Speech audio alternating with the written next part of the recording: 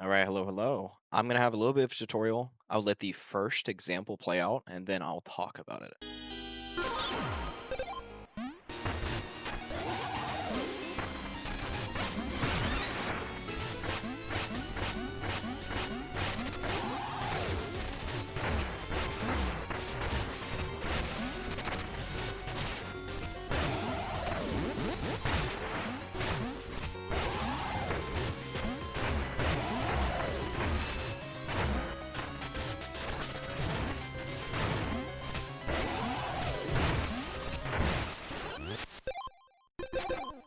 Okay, so that was a 1Cycle on the Mind Mine boss. This boss is your first boss within the run, which makes it honestly a huge pain. I'm not going to lie. Going into this fight, you're going to rely on the Chain Capacitor trinket and your hammer at level 4 power. So starting off, you can either have the bottom left or the bottom right eye open up. It's completely random to my understanding. We're going to start off by jumping and hitting it at the burrow. If you are late, it's okay. Whenever it charges the blast, it will instantly die from whatever attack you hit it with. So make sure you don't try to hit it like 2 or 3 times if it's already charging. Make sure you hit it 1 time, otherwise you'll whiff and you'll ruin your chain capacitor combo multiplier. Alright, we're going to go to the second blue orb here. We're going to hit it 7 times. If you do drop your combo and you're at 0.5x, that's okay. You can hit it 8 times. In this example, we're going to hit it 7 times.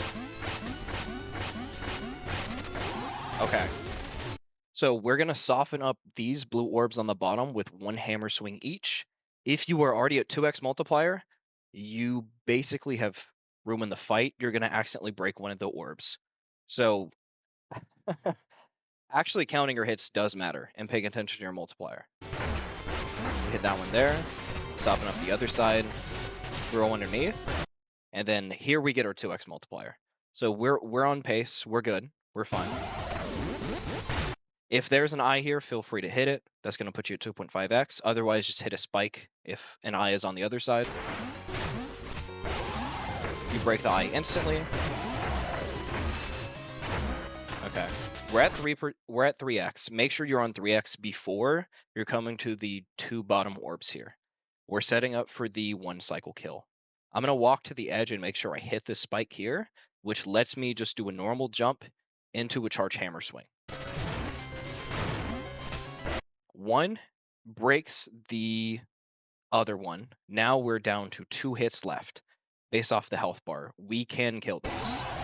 You have to perfectly time your chain hammer jumps. Otherwise, you're going to whiff and not have enough time to actually kill it before it unleashes itself and then heals.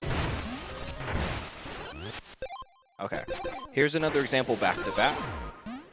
This is if you go on the right side, or the left side, sorry.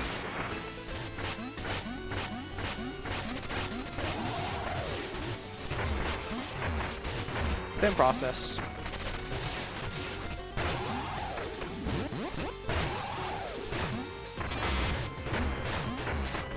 And as you can see, I'm playing safer because I wasn't able to hit the eye.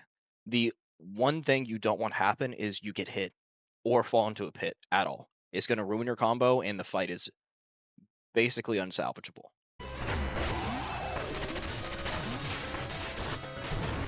Like I said, make sure you're on 3x. I walk to the ledge, just break this one. Jump hit, jump hit, jump hit. And you're good. As you can see, level 4 power. Here is a pretty okay example if this falls through. If you actually have to fight it during its last phase, that's okay. Here's what that would look like.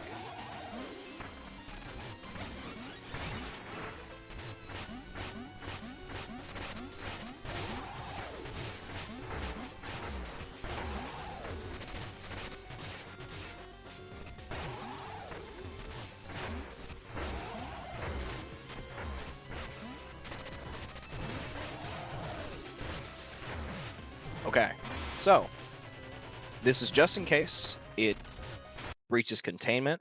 The cool thing about this boss is whenever the perimeter opens up, you can bait it into the bottom corner. By doing so, it actually opens up these 3 spots on the opposite side of the pit. The boss is deliberately going to make sure the orbs are in a position where you can hit it. So we effectively reduce our options down from having to guess 6 options if we're putting it in the center of the arena. We reduce it to 33%. And if you react fast enough, you can get a free hit on the first drop. Now, here's the hard part. If you're going for a quick kill, you actually do have to time and line up your hit after you get the first one. As you can see, as it's jumping overhead, your hurt box is so high with the charge hammer swing, you can still hit it in the air, which is crazy, but you can get the hit. Make sure above all else you don't take damage, but this is an option if you practice it enough. And then that's just 3 hits. That's a free kill. It's not that big of a time loss if it does jump out of the chains. It's actually more of a concern of you taking damage at any point in the fight and dropping your combo. If that happens, it's going to take a lot more. It's going to take a lot more time to actually make sure you secure the kill, which is fun. I do want to make sure that I mention, if you are on this part of the fight here, where you've softened up the eyes and are trying to go for the 1Cycle, and there's bone snakes on the sides of the screen, and they're about to come into you, do not hit the bottom orbs yet. Make sure that you actually clear those things out, or if you have a red ring that's chasing you, make sure you jump through it. If you get interrupted at all during these last 3 hits, you're going to throw the fight completely, and it's going to go to the last phase. If you guys have any questions, make sure you join the Mean of the Hollower Speedrun Discord. I am very open to answering any questions. A lot of the stuff that I have discovered is from talking with the Magic Madman. He has been a phenomenal help, and this is based off of his route. This is a kind of... This really is the hardest fight of the speedrun, because it's when you're at your weakest. This is the first generator that you're going for, which, after going through all the very intensive parkour sections and dealing with the minor boss, it's definitely like a teeth clencher. But as long as you just kind of like relax and take your time with this fight, you can take as much time as you really want to up until you are on the last 2 orbs. Then you want to make sure you get the 3 charge hits, and then you're set. So, you have any questions, ask away in the Discord.